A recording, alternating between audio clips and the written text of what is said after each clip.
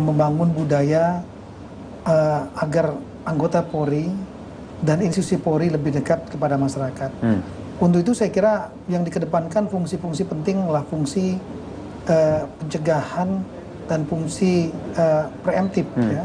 Preemptif dan preventif itu yang paling utama. Kegiatan-kegiatan bimas kepolisian, kemudian patroli dialogis, kemudian kegiatan-kegiatan penggalangan dalam arti pendekatan kepada masyarakat, semua komponen. Ini harus dibangun terus-menerus. Akhir-akhir ini mungkin beberapa tahun belakangan ini memang turun karena Polri kurang dekat ke masyarakat, Pak. Kalau kita ingat dulu tahun 80-90-an di Polri dan TNI juga ada Babin Kamtipnas, semua turun Pak, begitu dekat masyarakat dengan Babin Kamtipnas adalah kunci, karena mereka leading sektor, mereka adalah bagian terdepan.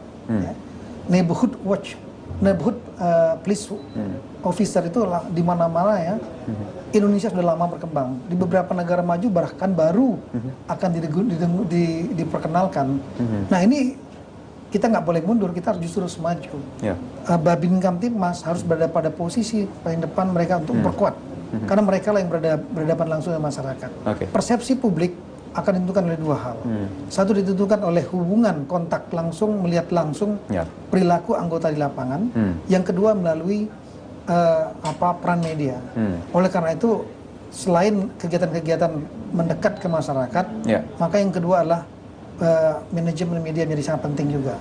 Manajemen media ini bukan berarti kita merekayasa media, karena media sulit untuk direkayasa, tapi menyampaikan hal-hal positif kepada media, apa yang sudah kita kerjakan. Ini satu hal yang mungkin selalu didengung-dengungkan di periode baru seorang Kapolri yang baru ditunjuk dan baru lolos fit and proper test di DPR di Komisi 3. Tapi bagaimana nanti Pak Tito bisa menjawab tantangan ini, Pak, reformasi Polri yang terus-menerus didengungkan? Saya pikir ada paling tidak ada dua hal penting yang membuat budaya korupsi itu menjadi terbangun di dalam kepolisian, ya. Yang pertama adalah faktor yang mendasar, yaitu masalah postur anggaran.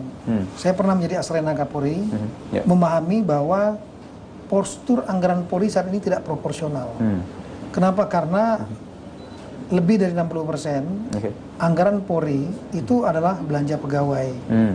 Kemudian belanja barangnya lebih kurang, untuk operasional lebih kurang 20-an%. Sedangkan belanja modal untuk pembangunan peralatan, pembangunan infrastruktur, perumahan, lain-lain itu lebih kurang hanya 10%. Nah dari proporsi ini saja sudah kita bisa menduga bahwa budaya koruptif, penyalahgunaan pasti akan terjadi. Kenapa? Karena salah satunya dari karena belanja Polri, belanja anggaran Polri tersedot semua di belanja pegawai, 60-an%. Nah kalau kita zoom in lagi, belanja pegawai ini, tunjangan kinerja anggota Polri itu masih sangat kecil. Kemarin di tahun 2014 itu hanya 33%. Ketika saya Asrena, saya mengusulkan kepada Kapolri, kita bekerja keras, melakukan lobby ke pemerintah dan DPR, naik menjadi 57%. Nah kita mengharapkan kalau gaji naik, itu birokrat lain pasti akan marah. Semua akan ingin naik.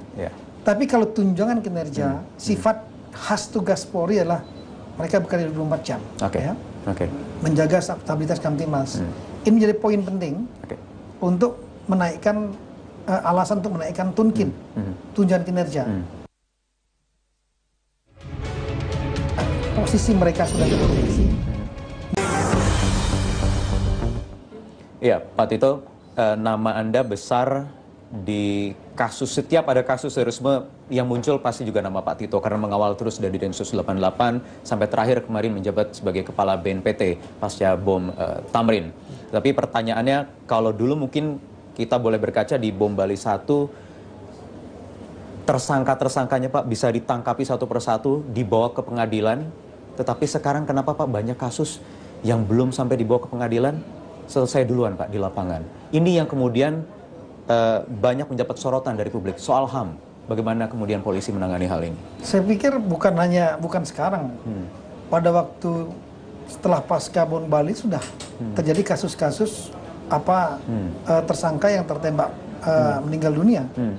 Nah, kenapa? Pertanyaannya bukan itu, saya kira pertanyaannya kenapa itu terjadi.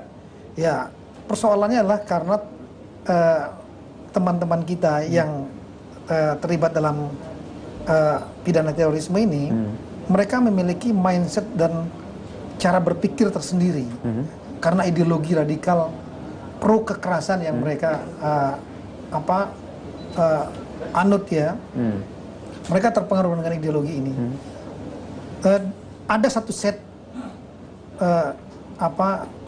cara berpikir mereka yang dilandasi dengan doktrin-doktrin agama yang menurut saya itu disalahgunakan. Banyak konsep-konsep yang pro kekerasan yang dianut oleh ideologi ini. Ya. Ideologi takfiri yang dibawa oleh mereka, mengkafirkan orang yang tidak sealiran dengan mereka misalnya. Ideologi salafi jihadi menegakkan kembali kejayaan tapi dengan cara-cara kekerasan. Jadi jihad yang harusnya artinya sungguh-sungguh diartikan bagi mereka adalah jihad perang. Ya. Nah, jadi kalau kita melihat apa yang dikerjakan oleh negara, kepolisian, Densus lebih khusus, sebetulnya adalah respons. Densus dibentuk setelah terjadi peristiwa. Merespon peristiwa bom Bali, korban, itu jangan kita nafikan. Berapa ratus anggota masyarakat sudah menjadi korban meninggal dunia.